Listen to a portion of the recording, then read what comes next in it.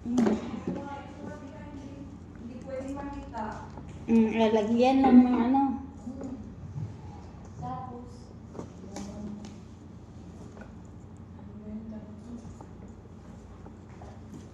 Grabe, maghiwalay lang.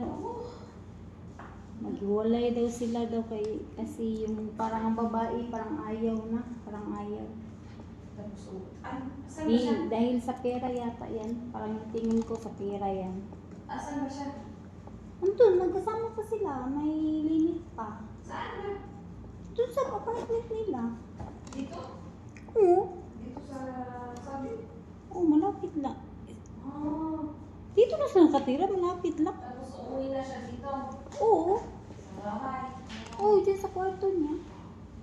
Naghiwalay na sila kasi parang tingin ko sa ano yan, sa dahil yan sa pera ba? Kasi alam mo naman madamo tong lalaki. Yung babae, sabi nanay, yung babae gusto daw pera, pera, pera.